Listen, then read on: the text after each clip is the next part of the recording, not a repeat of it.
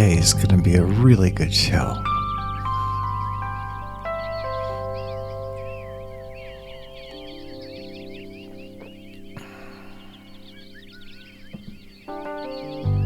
Because I'm good enough,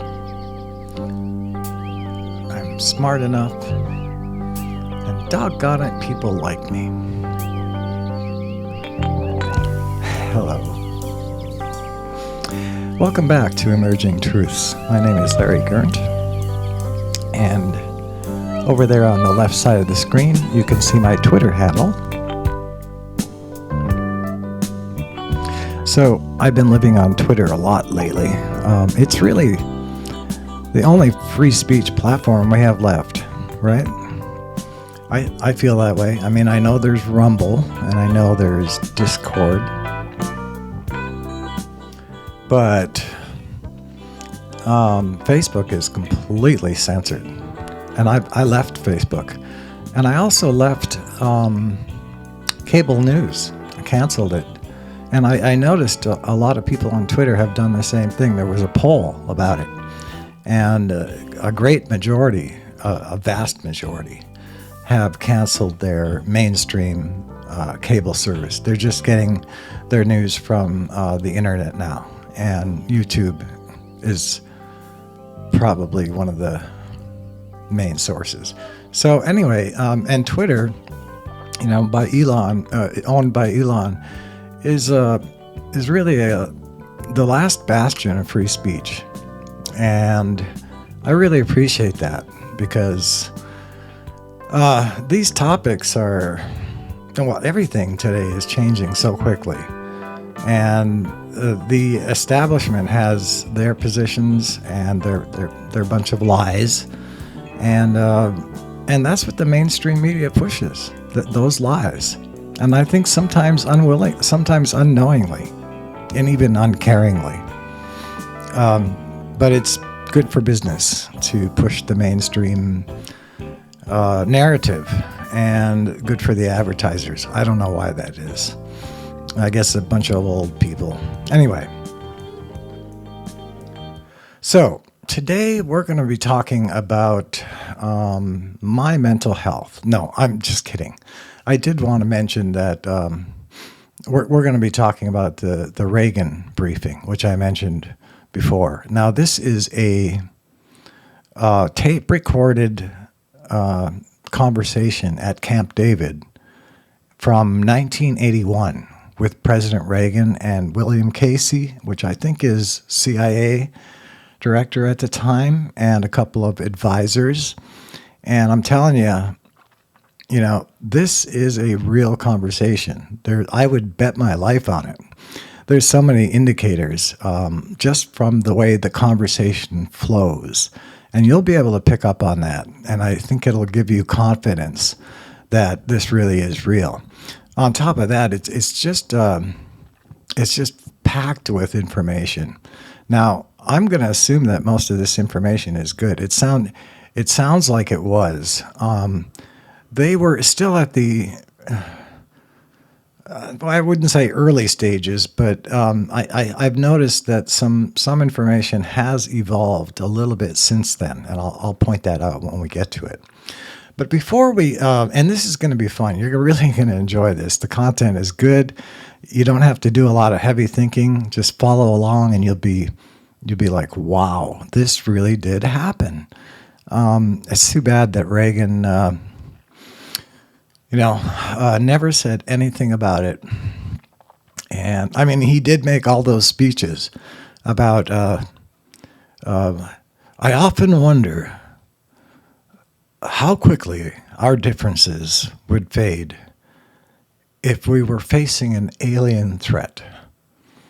And he's right. I mean, there's nothing right now that's unifying this globe. The one thing that can really unify it is an external threat. But it doesn't have to be a threat. But something, just having the government acknowledge that non-human intelligence is here, that would have, that alone would have a major effect on unifying and uplifting people. Because everyone knows that this is a shit show.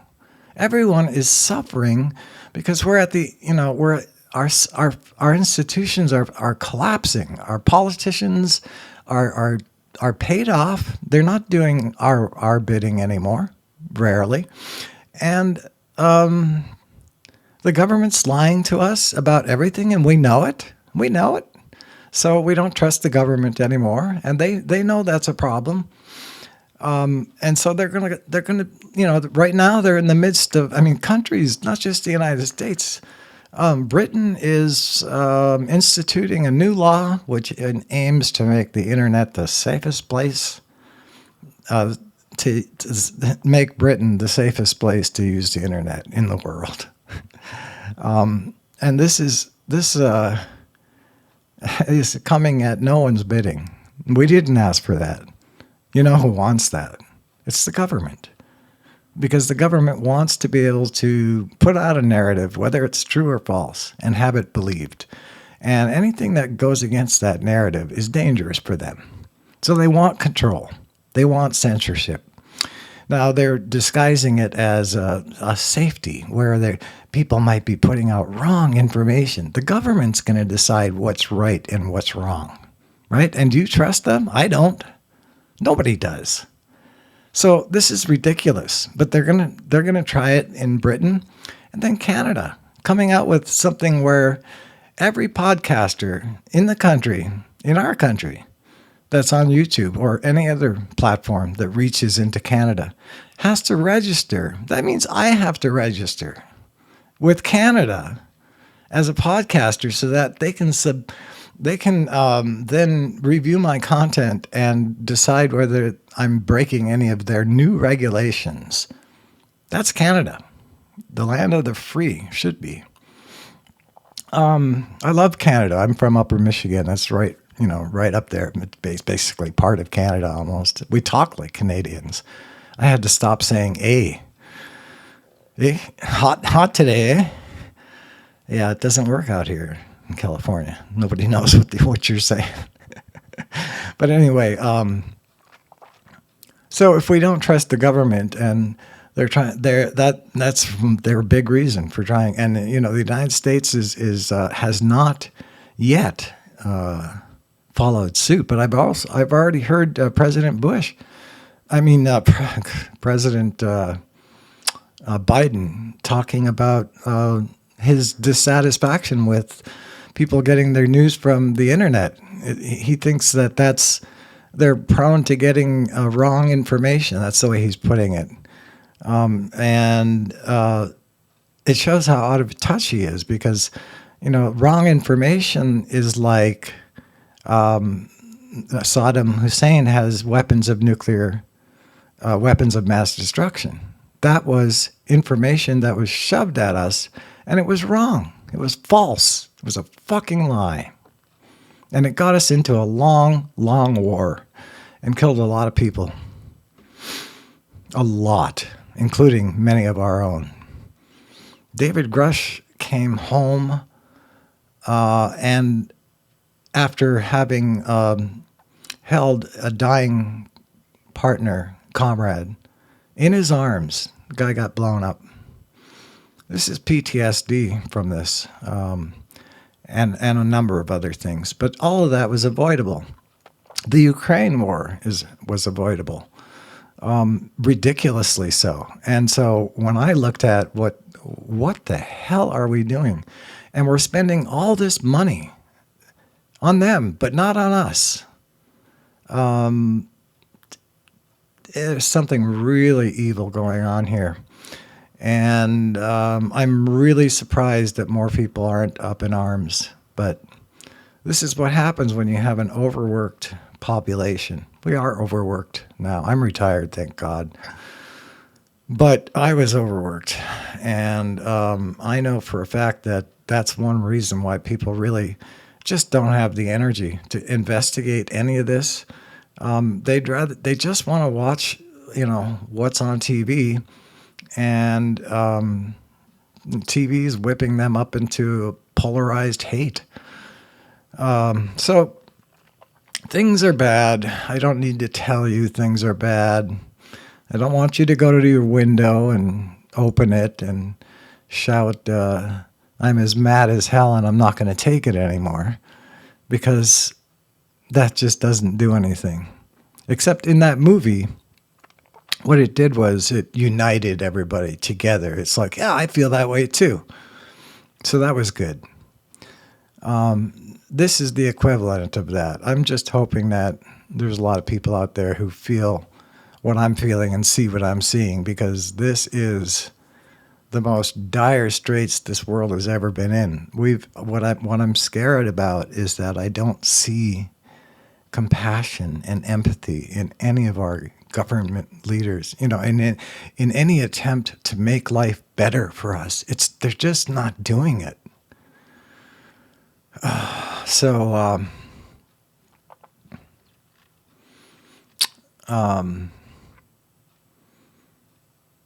Anyway, so I've been on Twitter and I've been sort of fighting a battle, because there's a lot of people out there who believe that aliens are malevolent, at least some of them. And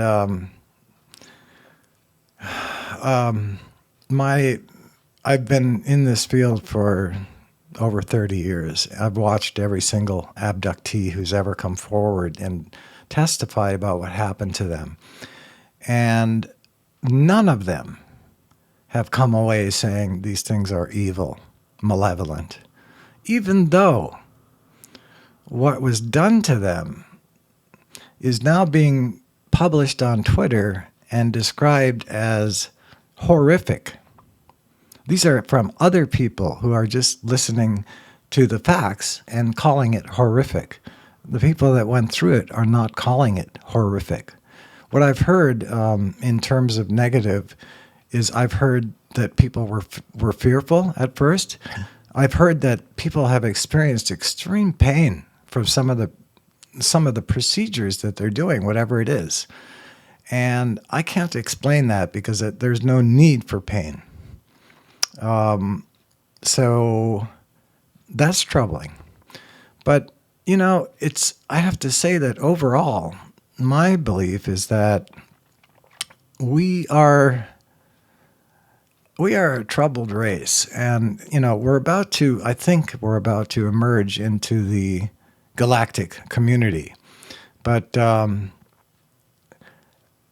look at that as a birth, in a way, like it's the next step, for us as a people, and we're in a terrible mess right now. But I'm imagining that those things can be cleared up. The main thing, if I was an ET race and I was tending the humans like a garden, it's been referred to as that by one ET that I read about. He said. That ET said that you are to us as your gardens are to you. So in other words, we're a garden that they're tending. And, gardens take tender, loving care. And I'm thinking that at least one species out there is in charge of tending us. And that I don't know... I haven't seen any evidence of malevolence, but there are people on Twitter that just really, really get. They work this whole thing up into ETs are evil, or at least some of them, the ones that are here, and we need to resist, and all of this. It just really saddens me, because if it were true. If there were witnesses who were coming back from these experiences and saying these things are fucking evil, they're malevolent, they intentionally hurt me, and then they just threw me away, and nobody describes it that way. And I'll tell you one reason why. That even what they're doing is secret and probably feels like you didn't give your consent. But once you go through the experience with them, it's a telepathic experience, and that means that there's a lot of communication happening. And they're getting this sense of, holy shit, look at this. Look at where I am at, who I'm talking to, and I'm not afraid. And they're doing these things, and like, maybe I'm old school, but I mean, the ones that I've heard that have the babies taken from them, they're brought back, to nurture the babies later, and they don't mind doing it.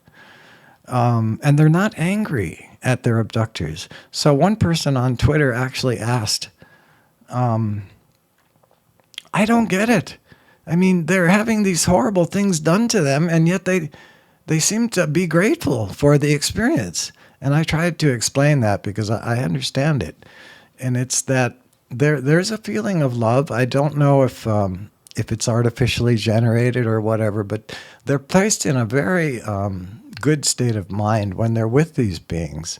And, they come away feeling like they've experienced something that very few people experience. And they feel lucky. The only problem is that, and the ETs really should have recognized this, that once they started telling other people, they received, their own families would treat them like, there's something wrong with you, honey. That can't have happened, And that's almost like being raped, It's like the one of the worst things about being raped, besides the actual rape, is the stigma that you then face from your fellow humans. And that could be erased. That stigma should have been erased by the ETs. They should never have allowed people to kind of suffer in silence. I mean, they have come forward, and they're not depressed, but it is depressing to know that they can't share this experience with other people. So that's a bad thing. But malevolence, no, I haven't seen it. And I know that a lot of people I call them Karens, because they're whipping up a frenzy of hate for the ETs. I guess it comes from fear. And there's one group called the Allies of Humanity. And every time I find a particularly egregious fearmonger, it turns out to be from that group. So they're almost like a church. They have a certain doctrine that they believe that we should be resisting the ETs. And so, I mean, yeah, and there's a lot of different ETs, right? So a lot of us, like, even if I make the argument that I haven't seen malevolence, that they want to say, well, okay, some of them are good, but some of them are bad. But just like people, right? Except I have always hoped that once we emerged into the galactic community, that we would find a world that was much better than Earth, that we would find certainly we would have freedom in our exploits out there, our Star Trek future that I'm envisioning. We have freedom to do what we want, but I think that we would find that the beings that we would interface with, they're all at a much less combative and really lost people than humans are. Because right now humans are kind of adrift, rudderless. I think we feel like a slave race at this point. We have to work, and we have to deal with not having enough money, and we have to deal with sickness. And you've heard me go through all the hells of this world, and they're getting worse and worse. And so, I had always imagined that these beings, they're advanced beings, and they're not out to hurt us.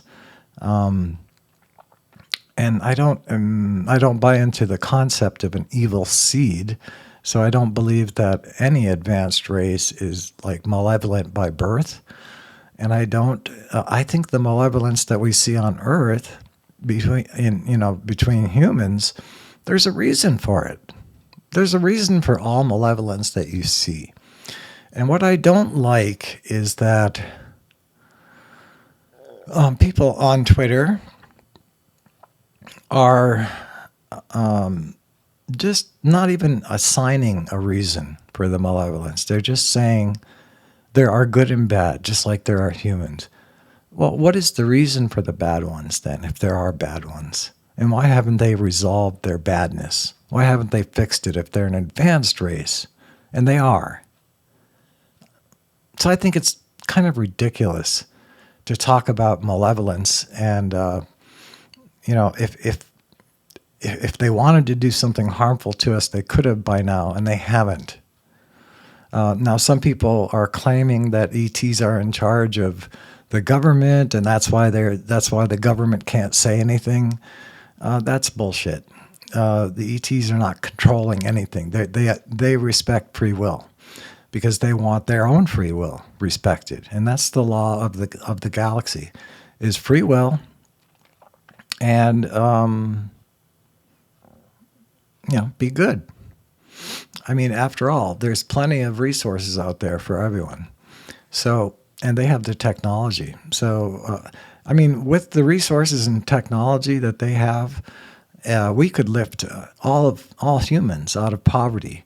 We could make it so that there wouldn't be a single human being that we would look upon and say, oh, I feel sorry for that one person. Because even that one person would be lifted up.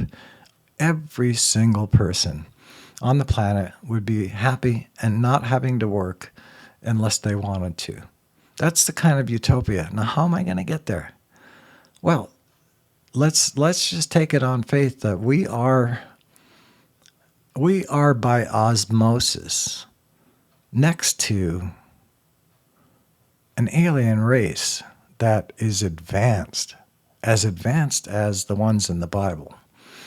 And that means that they can do pretty much anything. They could turn telepathy on, and that might solve over time, over a bit of time, that might solve all of our conflicts. Because the thing that humans don't recognize, and by the way, telepathy, I think it seems to be the norm. I mean, I don't just think, it is the norm. Every single ET that I've ever heard interfaced with used telepathy, except for EBA 1, which was one of the first ones we found. He actually learned our language and was able to speak it.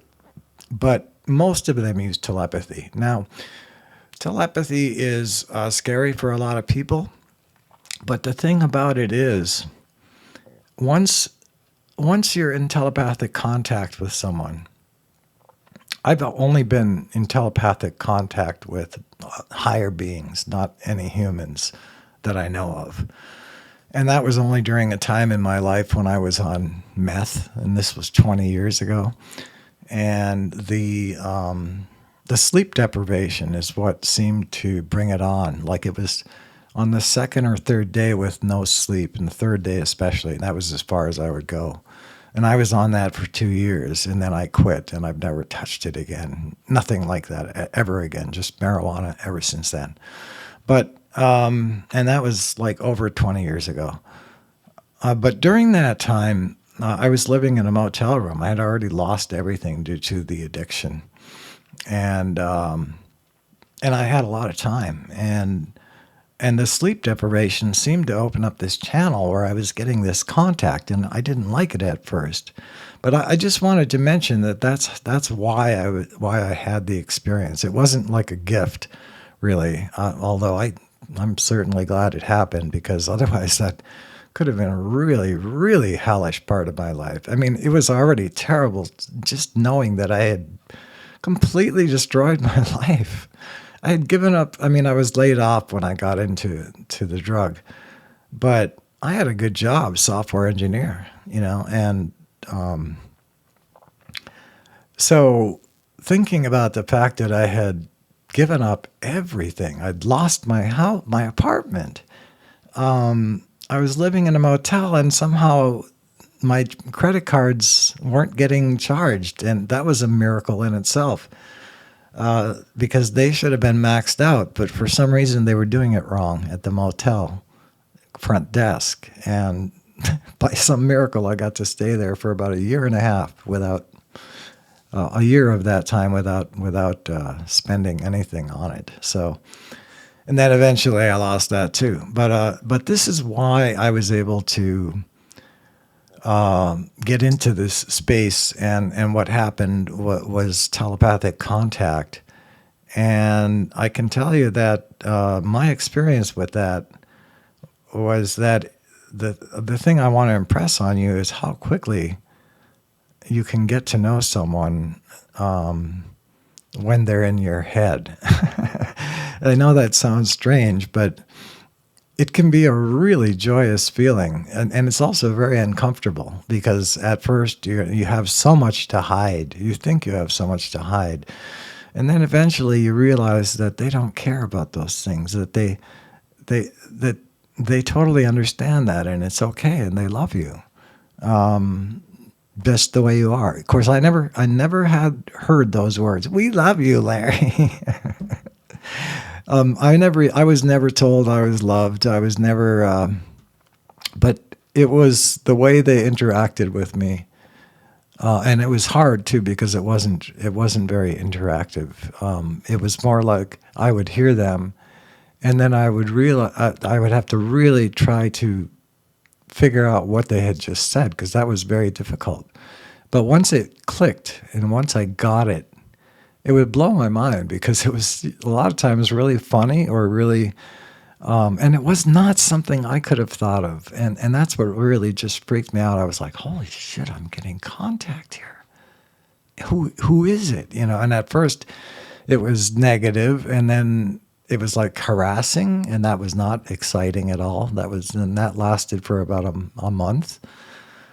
But over time, I just decided to confront these tricksters, as I would call them, and just call them out. Put my cards on the table and say, "Look, you're saying I'm an asshole, but I'm not.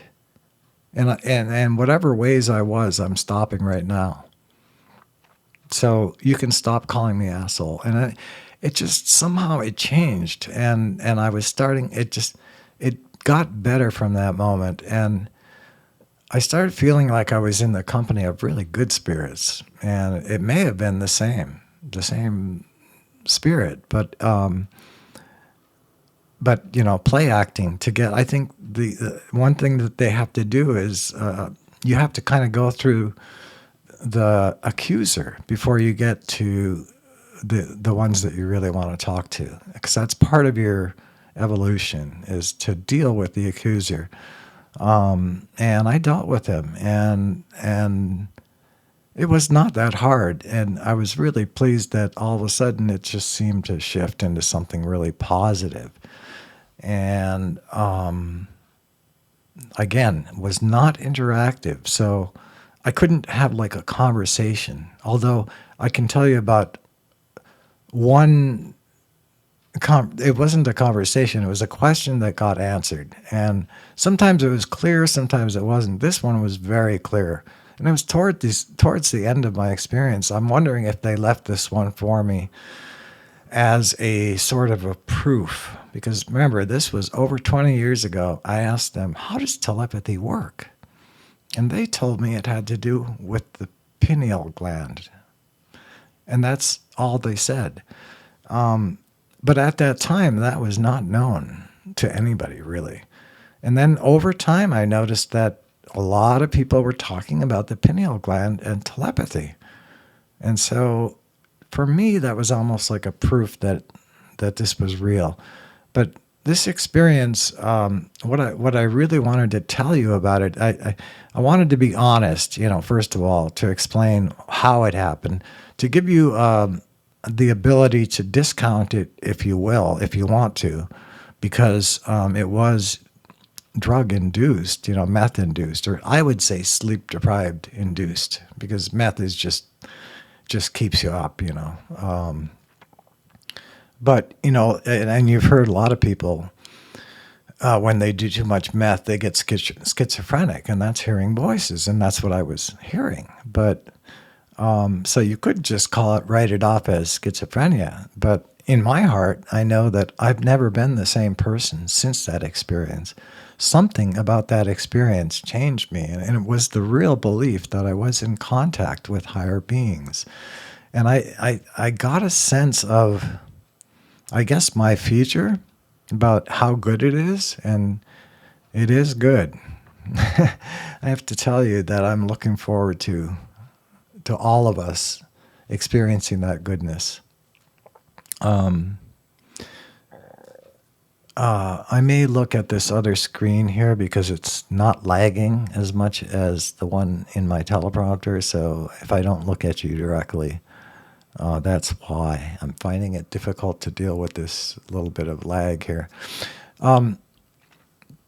So back to what telepathy could do for us as a race. It could bring us together, and we would recognize in this connection that they are just like us, like that whoever that we're interfacing with. We would recognize their humanity, and we would recognize all the same traits in us that they have in them. And that, that's like, imagine how, you like your own family members, unless you don't. But I mean, in good families, tight families, the like a brother and a sister, or two brothers or two sisters, they have a bond that comes from being a family member, and that bond is partly due to the fact that because they share your genes, they kind of think the same way you do, and that makes you trust them, And when you trust someone, it sort of means like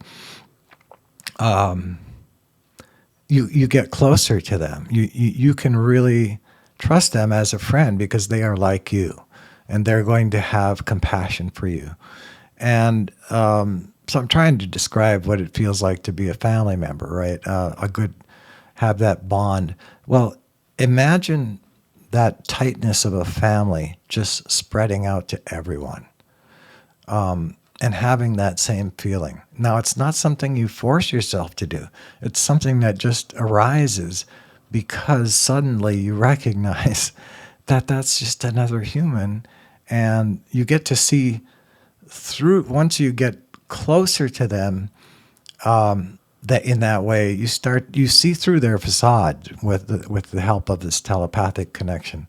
You can very quickly, I mean, at the speed of light, get through so many, get right past that facade that drives us apart, that our ego created, and it's not very attractive. And and it's put up by trauma that we've had. We force ourselves to be a certain way due to the trauma that we've had. It protects us. But all of that fades, and love just takes over.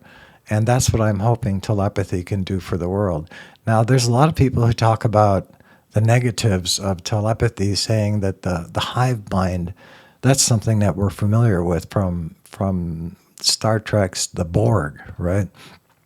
And also just from the Greys, because we think that they are, we know that they're telepathic. And so a lot of people are talking about the hive mind, and in a very negative, context. It's this is the hive mind is not a natural result of telepathy, in my opinion. I think the telepathy that we're going to have is going to be an increased ability to read someone, that an ability to really see them in a way that we never have before. So it's going to it's not going to be like all talking in our heads at first to each other. It's going to be more like a much increased ability to just see right past that ego and right to the human. And then that forms like a bond that that is tight, just like a family. So that's what I'm hoping for. I'm not an expert in this. I don't even know if what I experienced really was telepathy, but I can tell you from my heart that I honestly believed, and still do believe to this day, that I was in contact with beings who were higher than me and much greater than me, and they had an air about them that was very very cordial, and they came up with things that they said that showed a degree of both superiority and acceptance of me into that superiority. In other words, like, they're very high beings, but they enjoyed being with me, and they would say things that I would never have thought to say, and it was always good. I don't want to spend too much time on that. I've already blown it, right? I'm supposed to be going over the Reagan briefing. So I think I will promise I will put markers in so people can skip past all this and just get to the content if they want. I feel guilty now. I really did want to just talk to you about what's going on with me in the hopes that you and I can have this bond, that we're talking about. Because I'm ready for it. And I guess I yearn for connection. I'm here with my wife, and I love my wife, Jolie, but no kids. And we have 2 cats, and I was under the impression that I was born to be here for the purpose of disclosure, born to see disclosure happen and first contact happen, and to see perhaps the world transform from the shithole that it is right now into a utopia. And that's a big thing to be expecting. I mean, Jesus. Wouldn't you just settle for Jesus coming back? Well, sure, I would. But I haven't heard a goddamn thing from him. And that pisses me off. Why do we hear from ETs but not Jesus after 2,000 years? Huh? Is he working with them? Is their secrecy really serving just them, or is that part of the plan? Is it going to be revealed? And, make us stop feeling like victims down here, because we're sick of it. We're, primarily we feel like victims because the government's lying to us, and they're victimizing us like that. That's a shitty place to be in. When your own government, the people that you elect, lie to you at every turn about something this big, that we're not alone, and they know the answer, and they are not telling us. God, something's rotten in Denmark about that. But you know what it is. The reason for that is because they're still in their war mode. You can see that very clearly. The war with Ukraine was like, come on, let's get this thing going. They really wanted to do it. There was no reason for it. They could have just given the Donbass region, the Russian-speaking region, back to Russia. Everybody would have been happy. But no, that shows weakness. And we can't show Putin weakness because we hate Putin. I hate him too. But that's no reason to go to war against and use Ukraine as the middleman. And that's what we're doing. Hundreds of thousands of them are already dead. And the Democrats are pushing for more money to go to the war. The Republicans are the ones who are saying, no, we're tired of this. We're tired of spending all of our money on wars that don't benefit us. Huh? Isn't that right? Damn right. Oh, pisses me off. I'll be right back. I'm going to grab a cigarette. I'm back. Looks like I picked the wrong decade to quit smoking. Because the world, Okay, back to the war mode. Why they're keeping it secret. There's one more thing I would like to address, and that is the idea that there is something so dark that the government knows about ETs, something so terrible, like they're evil, they're abducting us, missing persons, all that stuff. Even eating us. There's a lot of people out there who think we're on the menu. And so make sure you work, tribute to Peter Panda, make sure you wear the sunscreen that tastes terrible to them.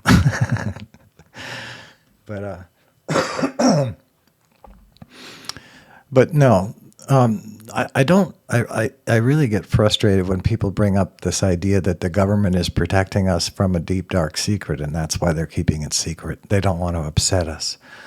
That's exactly what they would love us to think, because they have a dirty little secret, and their secret is the captured craft that they've been trying to reverse engineer for the purpose of gaining an asymmetric military advantage over the rest of the world.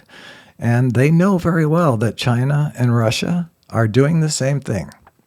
So all these three countries' governments know what the other is doing. And they all know that they're in a race. And whoever cracks this technology first is going to win.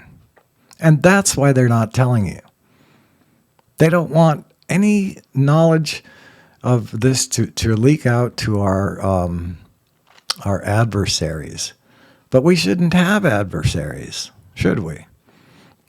In a world where free energy, which is one of the technologies that I'm hoping will be able to be, or has already been, reverse engineered, would completely transform the world and lift everyone out of poverty. Just that alone. And the crime against humanity here is just off the scale. But it's understandable because they are war pigs, and this is what they want. They want to keep fighting and playing this game. It's a game for them. It's a fun game because it's real, and that's what makes it fun. There's people that give their lives for this bullshit, come back with limbs blown off, PTSD, and yeah, that makes it good, man. That makes it exciting because it's real. What the fuck is wrong with us? And it's not us. We're not doing it. We're not the ones declaring these fucking wars. But what happens is the media, which loves a good war. There's nothing more fun to cover for them than a war. They get to have their little embedded reporters, So what they do is they provide for us a reason for the war, and in this this case with Putin, it's all about how he had that Khashoggi guy cut up alive, dismembered alive, screaming in terror. Putin is a fucking monster, but that does not mean that we go in there and start a war with Russia. There's no fucking reason for that. Except one. World domination. That's what America's trying to do. There are a lot of good things about America. Free speech. Just freedom in general is probably highest in this country. But the trouble is now that you're free to say what you want, but you're not free to do what you want because you have to work. And everything is really damn expensive. And so you end up feeling like a slave. And where's that freedom? It's gone. You don't even have freedom to choose to vote for somebody who will make real change, because change is out of the question now. Biden said nothing would fundamentally change when he got elected. That's the only campaign promise he ever kept. Everything else he said, Medicare for all, eliminate student debt, all these things that went, child tax credit, they're all abortion, they're all gone. Thanks to complete inaction by a party that's been bought out by the corporations. So the corporations are really in control. And they call it the military-industrial complex. It should be called the military-industrial congressional complex, because government is complicit in enabling this deep state agenda, military domination, and they do it for their own reasons, but then they give us bullshit reasons that we actually buy. Like Putin's a really bad man, so let's go kick his ass. Doesn't care. It doesn't matter how many Ukrainians die. Let's just weaken Russia. So this is, again, something rotten in Denmark. It's terrible. But that's the reason why they're not releasing the truth on this, is because they want to keep that technology for themselves to fight wars. And they think that if they don't, we're going to end up being dominated by someone else who did crack the technology. Well, you know what? The best way to crack the technology is to bring everybody in on it.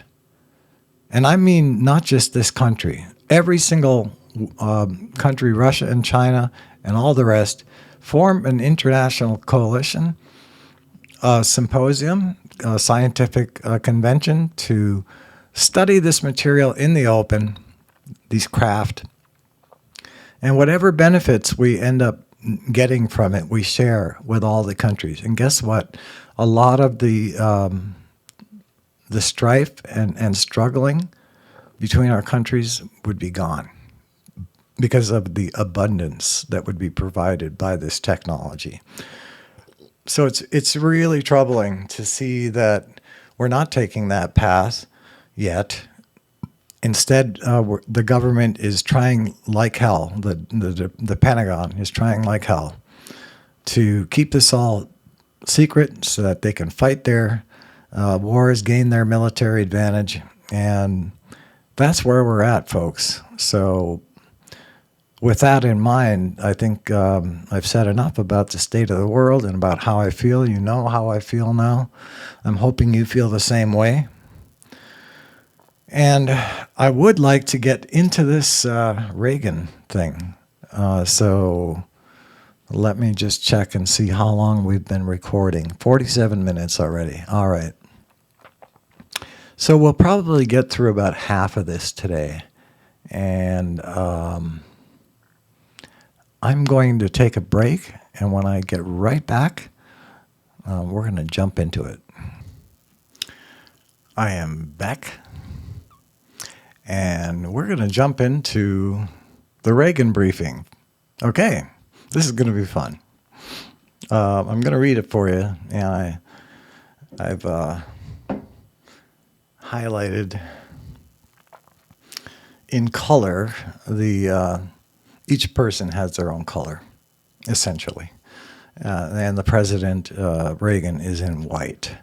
Now, this is from serpo.org. Serpo is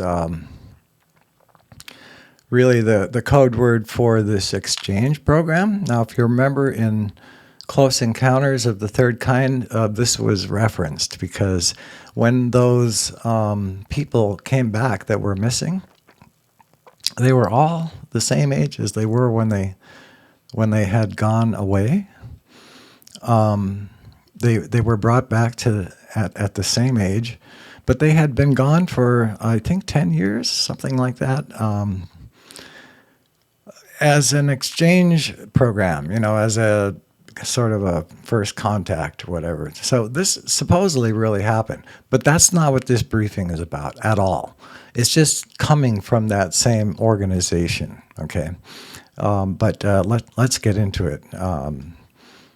It's transcript of a classified tape recording made at Camp David, Maryland, during a presidential briefing regarding the subject of unidentified flying objects and extraterrestrial visitation of Earth. President Ronald Reagan was present. The recording was made between March 6th and 8th, 1981. Now, 1981, I was in my first job at that point, software engineering.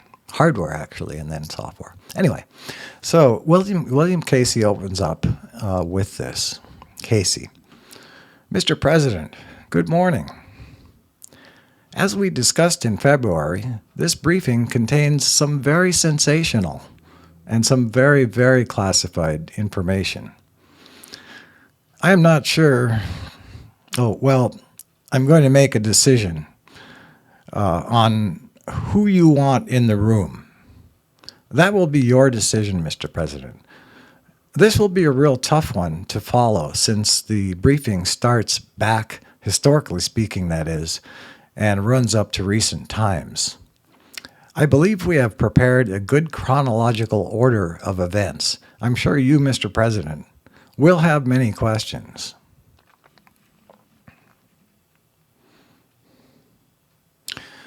The list of questions presented to me by advisor number 2 should all be answered during this briefing. I hope they are, more than anyone, especially you, Mr. President, leave this briefing with questions still unanswered. The grammar there is not too good. I have asked the caretaker to conduct this briefing. He is a contract employee of the CIA and is the present custodian of the information. Are we to assume that everyone is present? President. Well, it will be entirely up to you, Bill. I guess everyone must be cleared for this briefing of information. Is that not correct? Casey. Well, it appears everyone is, but as you will see, Mr. President, this stuff is pretty high up on the food chain. We call it ATS, or above top secret. This stuff has its own classification and markings. We have a special container, special printers, and copiers for this stuff.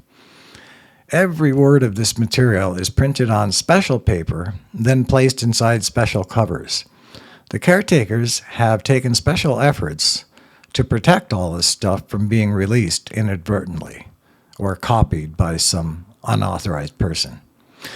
But all of this material is protected by a special group of people. The caretaker is in charge of protecting this information and all of the other stuff associated with this information. I would prefer that you, Mr. President, decide on who you want in the room. Remember, this material is a closely guarded secret, although the gist of the story has been out there for many years. And very little of the actual truth has ever been released to the public. Oh yes, well, by some of the renegades maybe, but many of them have been discredited. Just pause for a minute.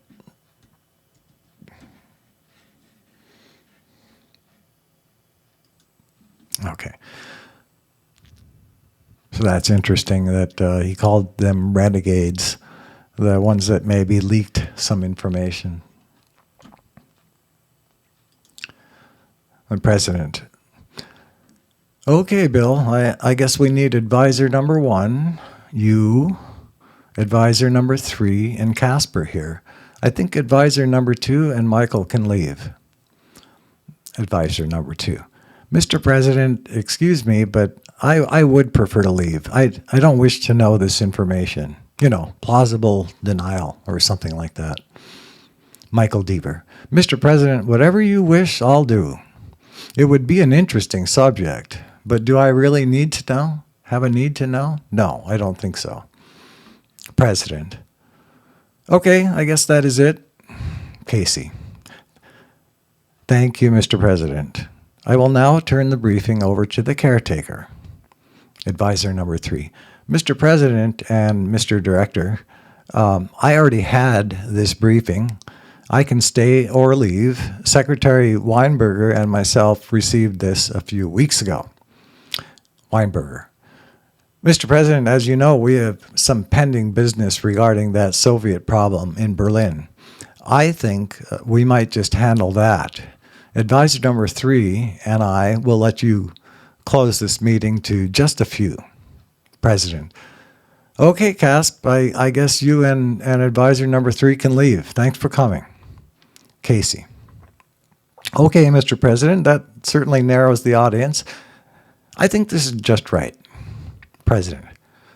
Okay, well, I can't wait to hear this. Let's proceed. Caretaker. Oops. Good morning, Mr. President. First of all, I would like to give you a bit of information on my background. But before that, please, Mr. President, if you have questions during this briefing, just interrupt me, sir. I have been employed by the CIA for the past 31 years. I started the caretaking status of this project in 1960. That would have been 20 years prior to this thing. We have a special group of people whom we call Group 6 that cares for all this information. President. Good morning. I hope, well, I believe I will ask questions. Bill briefed me back in January, but I'm not sure, was it detailed? No, I don't think so. Okay, well, I'm sure Bill didn't tell me all, because we only had about an hour. When he says Bill, he's talking about Casey. Casey, Mr. President, I only gave you a quick briefing for the NSDD that we want to incorporate into the overall action directives about this subject. Advisor number 3, Casper, and I have details far beyond what I knew before January. This is interesting that he's saying he had just come into a lot more detail recently. The last administration wasn't too keen on making all this stuff accessible to us during the briefings in November and December. President. Well, I knew a little about this subject before. Back in 1970, Nixon had all the good stuff and wanted to share it with some of his friends. Nixon showed me some papers, not sure about who authored them, but they, something about New Mexico and other places. Nixon was pretty, fascinated with it. He showed me something, some kind of object or device that came from one of their craft, something that was taken from the New Mexico crash site. I don't know if, do we know what it was? I don't think we knew, or maybe now after 11 years we might know. Caretaker. Mr. President, I can answer some of those questions. Do you wish me to begin? President. Oh, well, what level is this? I mean, what was it called? I don't remember what they called this, Casey. Mr. President, code word, it's called top secret code word. This information is beyond top secret, as I said before. It has its own classification. It's very compartmentalized, President. Well, I guess just the minimum. Are we recording this? Mr. Caretaker. No, Mr. President, no, unless you wish. Casey. Yes, it is. Some female transcriber who is doing that. I think we should. I don't want to make any mistakes later about this. Advisor number 4 should also stay, since he is one of the caretakers of the information. President. Well, I don't want anyone leaking this stuff, not knowing what we are about to discuss. Bill, I guess it's your call. Advisor number 4 should stay. I guess he should. Okay. Well, you make the call, Bill. Casey. Okay, I guess advisor number 4 will stay, but I think the transcriber must stay. I'll make that call. President. Okay, I guess we can do our business first. Give me a few minutes. Let's get some food first, or snacks. How long will, about 1 hour? Caretaker. Mr. President, I assume this will last about 1 hour, at least the first part of it. This is a very complicated subject to brief. I can do it, but maybe the questions will extend beyond the time period, President. Okay, I see. Let's take a break and then reconvene. Break. The caretaker. Okay, Mr. President, are we ready? President, yes, we are. Let's go. Caretaker. Mr. President, as was mentioned earlier, I must say that this briefing has the highest classification within the U.S. government. I will start with a slide presentation. I have most of this briefing on the slides, but I also have an outline that I have passed out to each person in attendance. President. Oh, okay. So can we follow it with the paper? Caretaker. Yes, Mr. President. You can follow the briefing with the outline in front of you. President. Thank you. Caretaker. The United States of America has been visited by extraterrestrial visitors since 1947. We have proof of that. However, we also have some proof that Earth has been visited for many thousands of years by various races of extraterrestrial visitors. Mr. President, all just refer to those visits as ETs. In July 1947, a spaceship crashed. One crashed southwest of Corona, New Mexico, and one crashed near Dayton, New Mexico. The U.S. Army eventually found both sites and recovered all the debris and one live alien. I'll refer to this alien as EBA-1. President. What does that mean? Do we have codes or a special terminology for this? Caretaker. Mr. President, EBE means extraterrestrial biological entity. It was a code designated to this creature by the U.S. Army back in those days. This creature was not human, and we had to decide on a term for it. So scientists designated the creature as EBA-1. We also refer to it as NOAA. There was different terminology used by various aspects of the U.S. military and intelligence community back then. Oops. President, do we or did we have others? The number 1 would seem to indicate we had others. Caretaker, yes, we had others. Back then, the term was EBE and no number designation. We'll explain how the others came into our knowledge. President. Okay, sorry, I was just wondering, and I guess, well, I'm sure the briefing will cover this. Please continue. Caretaker. All the debris and EBEs recovered from the first crash site were taken to Roswell Army Airfield, Roswell, New Mexico. EBA was treated for some minor injuries and then taken to Los Alamos National Laboratories, which was the safest and most secure location in the world. Special accommodations were made for EBA. The debris was eventually transferred to Dayton, Ohio, home of the Air Force Foreign Technology Division. The second crash site wasn't discovered until 1949 by some ranchers. There were no live aliens at this site. All this debris went to Sandia Army Base in Albuquerque, New Mexico. President.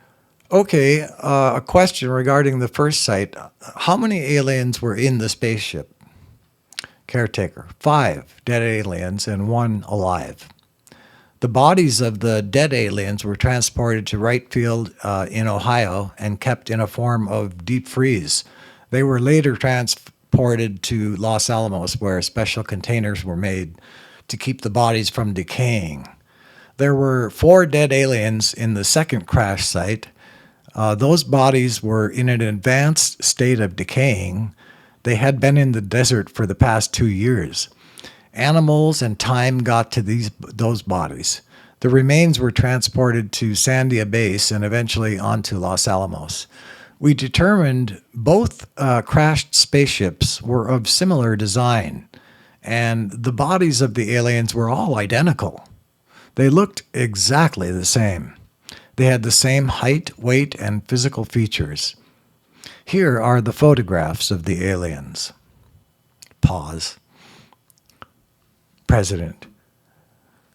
Can we classify them? I mean, can we, connect them to anything earthly? Caretaker. No, Mr. President. They don't have any similar characteristics of a human, with the exception of their eyes, ears, and mouth. Their internal body organs are different. Their skin is different. Their eyes, ears, and even breathing is different. Their blood wasn't red, and their brain was entirely different from human. We could not classify any part of the aliens with humans. They had blood and skin, although considerably different than human skin. Their eyes had 2 different eyelids, probably because their home planet was very bright. President. Maybe I'm getting ahead, but do we know where they came from? Mars? Our system, or where? Caretaker. Yes, Mr. President, we do know where they came from. Come from. I can go into this now, or I can wait until it comes up in the briefing. No, please continue, President says. I can wait. Caretaker. Thank you, Mr. President. EBA stayed alive until 1952, when it died. We learned a great deal from EBA. Although EBA did not have voice organs like humans, it was able to communicate with an operation performed by military doctors. EBA was extremely intelligent. It learned English quickly, mainly by listening to the military personnel who were responsible for EBA's safety and care. EBA was housed in a special area at Los Alamos and Sandia Base. Although many different military doctors, scientists, and a select number of citizens studied EBA, it never became upset or angry. EBA helped us learn from all the items found in the 2 crash sites. EBA showed us how some of the items worked, such as a communications device. It also showed us how various other devices worked. Mr. President, Excuse me, but are you referring to this creature as an it? Did it have a gender? Caretaker. I'm sorry, Mr. President, but yes, it was male. Within EBA's race, they had males and females. President. Okay, thank you. Please continue. Caretaker. Thank you, Mr. President. EBA died of what military doctors considered natural causes.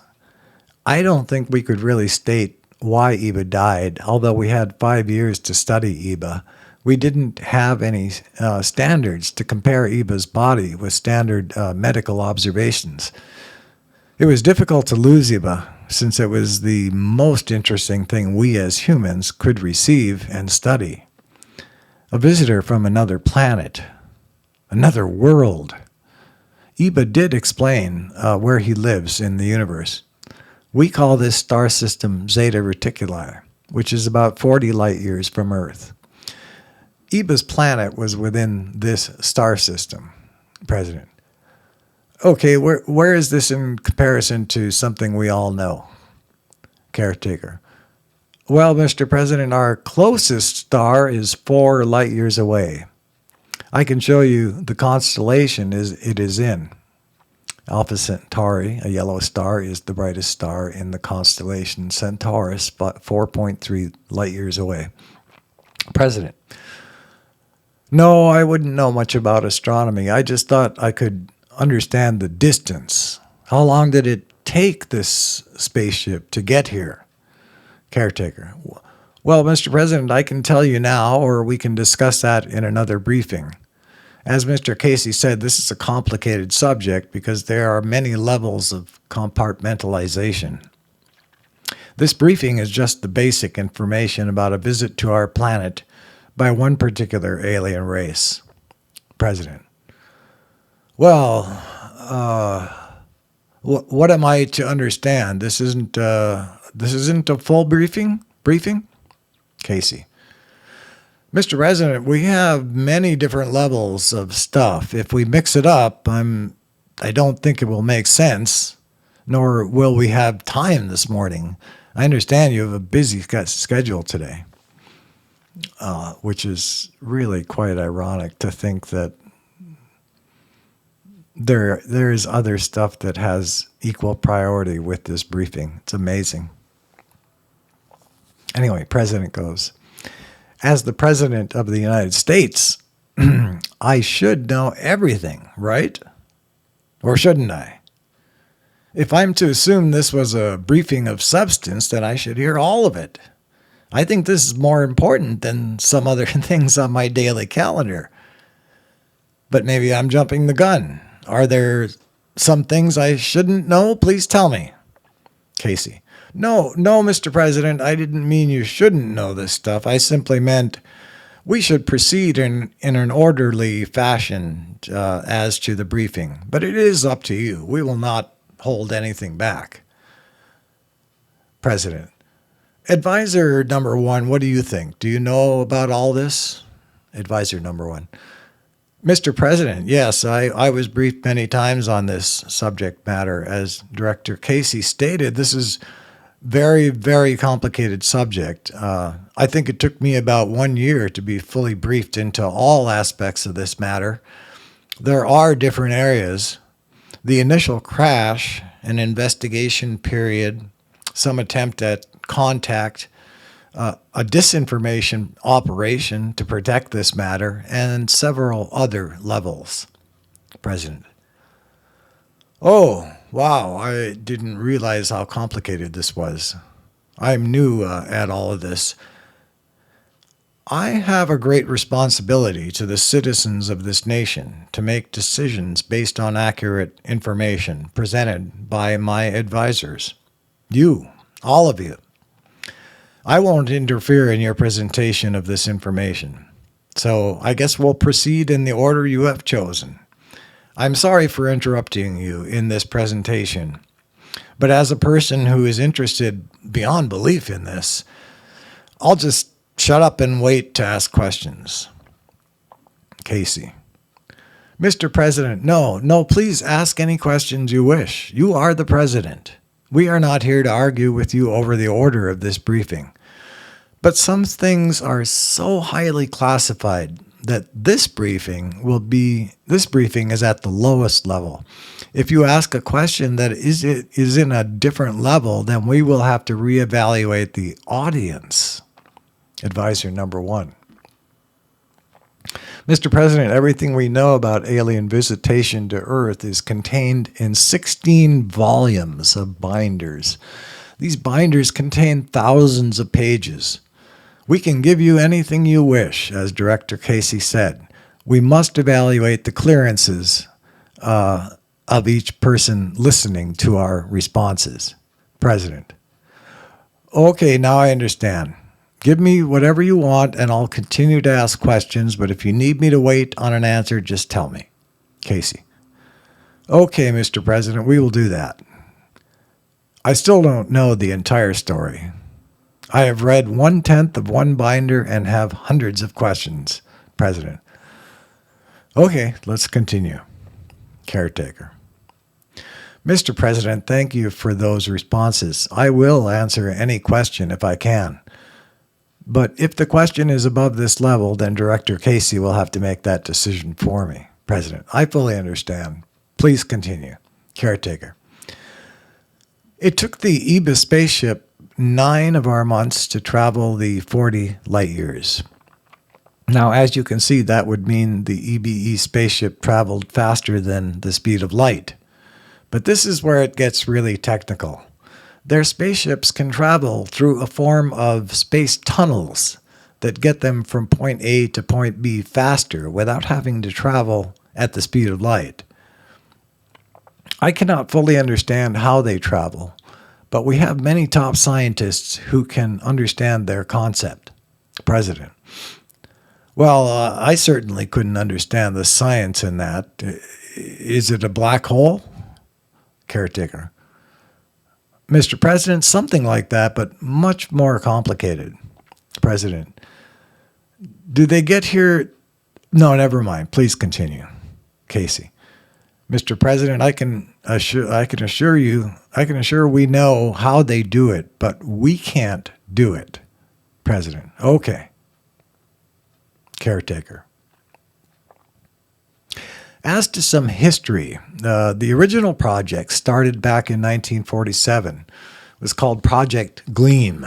This project contained volumes of documented information collected from the beginning of our investigation of UFOs and identified alien craft, IAC. Not sure what they mean by identified alien craft as opposed to unidentified, but it's not a biggie. The project was originally established in the early 50s by first President Truman and then by order of President Eisenhower under control of the National Security Council. President Truman established a group of people to handle this project. The group was called Majority 12 or MJ-12, also known as Majestic 12, and Magic. In 1966, the project's name was changed to Aquarius. The project was funded by confidential Black World funds, appropriated within the intelligence community's budget. This is what David Grush was talking about as far as misappropriated funds. The recovery of these alien spacecraft led the United States on an extensive investigative program to determine whether these aliens posed a direct threat to our national security. As you might remember, Mr. President, our country openly investigated UFO sightings under Projects Grudge, Sign, and finally Blue Book. The original mission of the Air Force program was to collect and analyze all reported sightings and incidents involving UFOs, and then determine whether the information could be interpreted as having any bearing on the national security of the United States. Some information was evaluated with the idea of using the gained data to advance our own space technology and future space programs. About 90% of the estimated 12,000 reports analyzed by the Air Force under Blue Book were considered hoaxes, explained aerial phenomena, or astronomical objects. The other 10% were considered legitimate alien sightings and/or incidents. However, not all UFO sightings or incidents were reported under Air Force programs of Grudge, Sign, and Blue Book. In 1953, Project Gleam initiated its own investigative detail, and certain sightings were reported directly under Gleam rather than one of the other projects. Project Gleam, which became Project Aquarius in 1966, was a parallel reporting system for UFO sightings and incidents. Reports collected under Project Aquarius were considered actual sightings of alien spacecraft or actual contacts with alien life forms. We recovered 2 alien spacecraft from New Mexico. Both were heavily damaged, but we were able to examine them.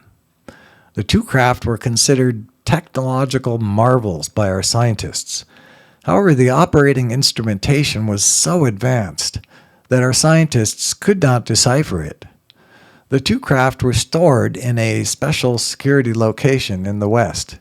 We gained a large volume of technological data from these craft.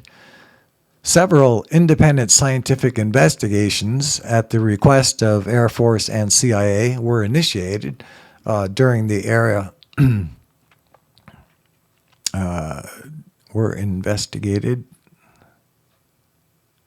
Lost my site. Several independent scientific investigations at the request of the Air Force and CIA were initiated during the era of Project Blue Book. MJ-12 decided that officially the Air Force should end their investigation of UFO sightings.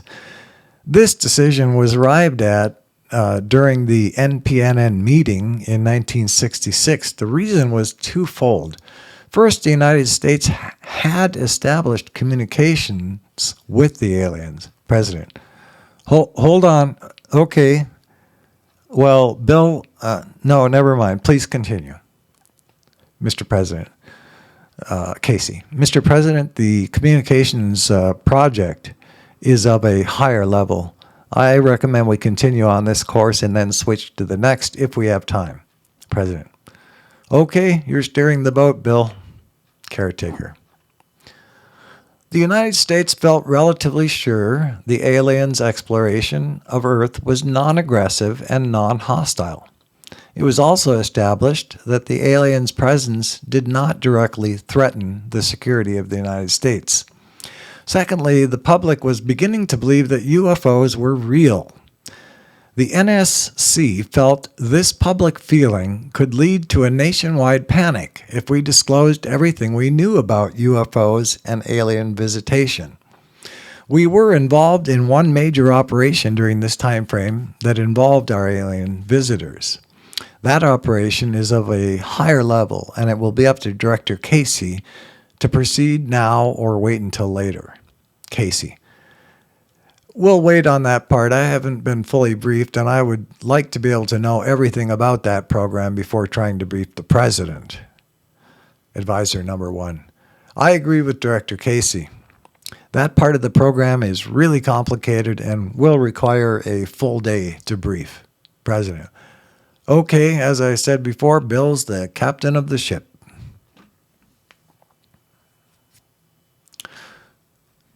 Caretaker. It was felt that public awareness of these projects would have jeopardized the future space program of the United States. Releasing our secrets about UFOs and alien visitation would also cause a panic among religious leaders around the world.